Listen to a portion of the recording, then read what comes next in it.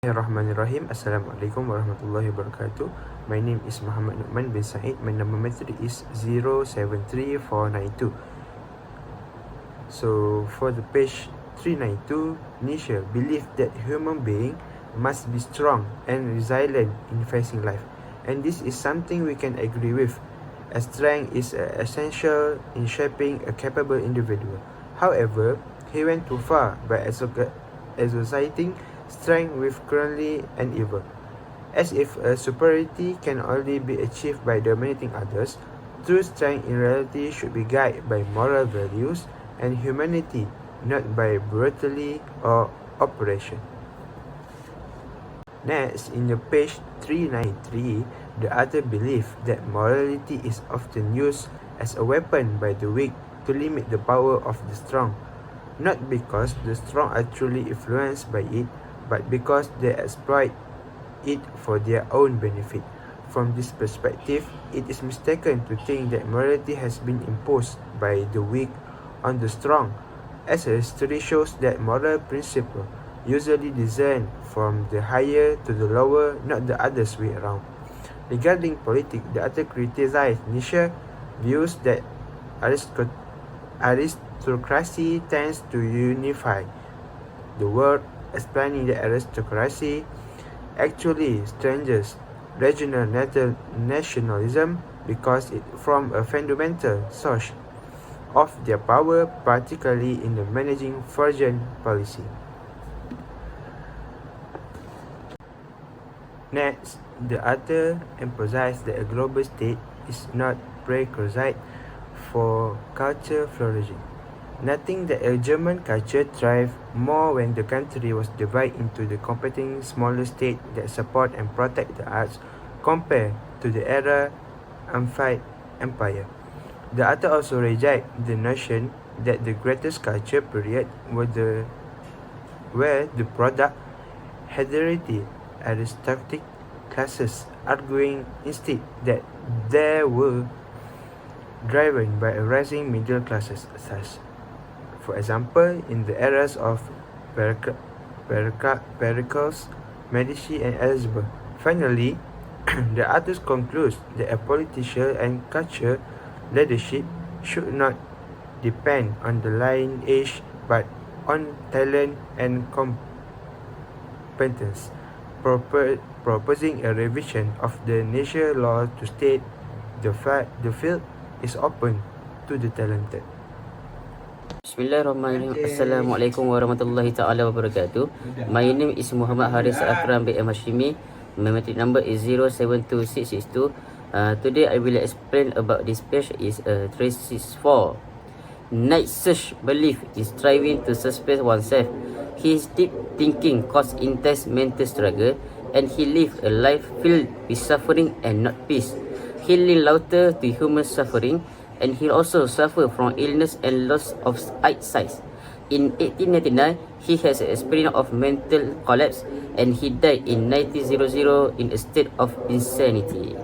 Okay, next, the story of modern philosophy in Europe.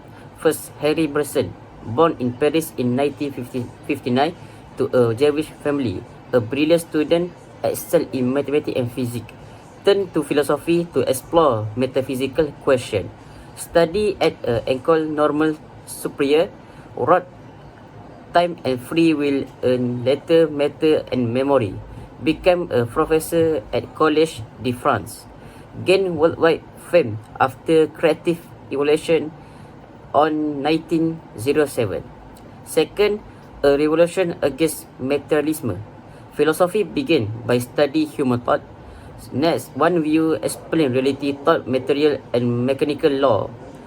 Another view sees material reality as created by the mind. Philosophers split into two groups. One, those focus on natural science. Second, focus on study the mind. Bismillahirrahmanirrahim. So I'm gonna start my summary and critical my summary about page 319.6 until 319.8. The text presents a historical and philosophical analysis of the central conflict in modern philosophy, the struggle between psychology and the natural sciences. Natural sciences pursue truth through the study of material phenomena, while psychology insists the truth lies beyond matter. In the study of the soul and inner life, this opposition becomes the defining tension of modern philosophical thought. During the 19th century, philosophy largely surrendered to materialism, influenced by the rapid success of mathematical, mechanical, and industrial sciences. The Industrial Revolution reinforced the belief that material sciences alone were responsible for human progress. As a result, philosophy turned away from the soul and consciousness, abandoning Descartes' insistent the philosophical inquiry begin with the inner self before moving outward to the material world. However, as the century neared its end, this materialistic worldview began to lose its appeal. Humanity grew weary of reducing existence to mechanical motion and inert matter. Thought gradually shifted toward the concept of life as a fundamental reality, something dynamic, creative, and animating matter itself. This shift marked the rise of vitalism, where even the natural science began to acknowledge that life could not be fully explained through mechanical laws alone. In this sense, psychology gained the upper hand in its struggle against materialism. Alright, Schopenhauer is identified as early thinker who recognized life as the foundation of existence, but it was Henry Bergson who developed this insight systematically. Bergson challenged materialism from within by studying it deeply and exposing its internal contradiction. If consciousness were nothing more than a byproduct of neural vibration, Bergson asked, then what purpose would consciousness serve at all? The very existence of perception and awareness, he argued, proves that consciousness is essential, not accidental. Bergson's critique leads to a redefinition of the human being. Against the materialist view of human as passive machine reacting mechanically to external force, he presents the human being as an active, creative agent who contributes vitality and force to the world. Consciousness implies freedom, choice, and genuine creativity. Without a perceiving and choosing force, existence would be nothing more than an endless mechanical chain of causes stretching back to primordial nebula, an explanation so reductive that it absurdly attributes human genius, such as Shakespeare's work, to blind cosmic mechanics. Ultimately, the text argues that Bergson successfully refuted materialism using its own logic, revealing its inability to account for consciousness, freedom, creativity, and meaning. In doing so, he helped restore life and inner experience to the center of philosophical inquiry. Okay, I will continue.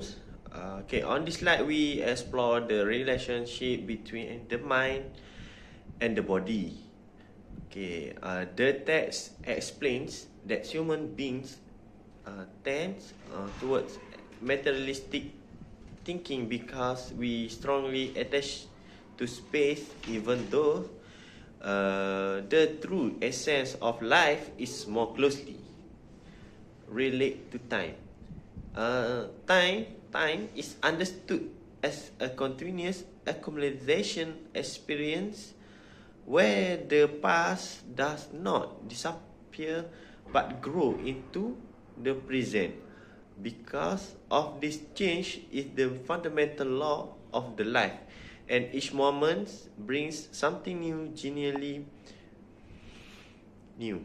Okay, memory plays an important role by storing past experience and expanding our range of choice when responding to different situations.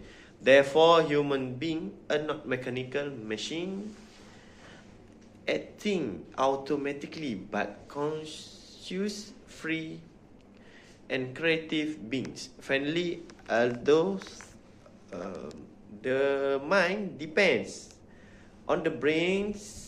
The mind and the brain are not same. The brain is a tool, while the mind is power.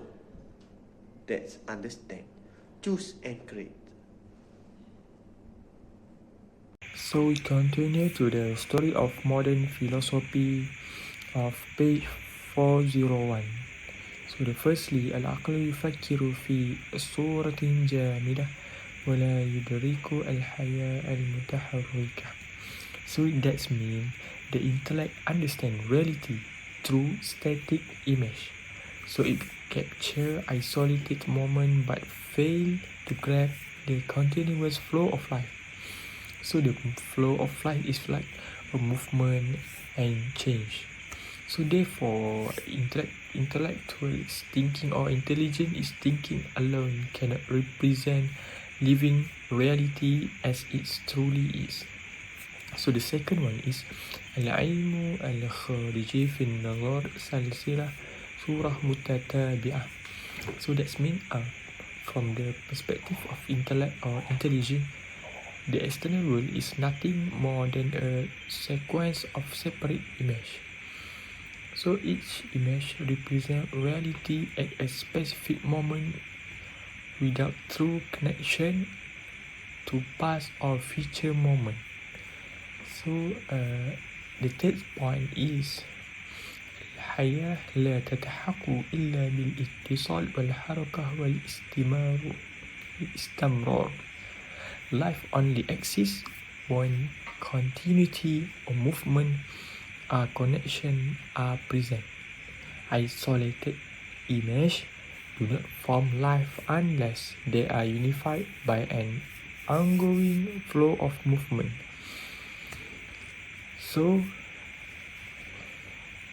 the fourth one is الظواهر طبيعية أجزاء من الحياة وليس الحياة كلها. Natural phenomena is a part of life, but they do not represent life as a whole. Life is greater than the sum of its observable components. So we continue into page 402. العقل ليس الأداة الصالحة لإدراك الحياة. So the intellect is not the appropriate to fully understand life, because life is exceed the limit of intellectual analysis. So the intellect tends to freeze reality to serve its purpose. So the second one for page 402 المعرفة الحقيقة تتحقق بالبصيرة بالعقل. True knowledge is achieved through intuition or insight, not intellect alone. So you get it?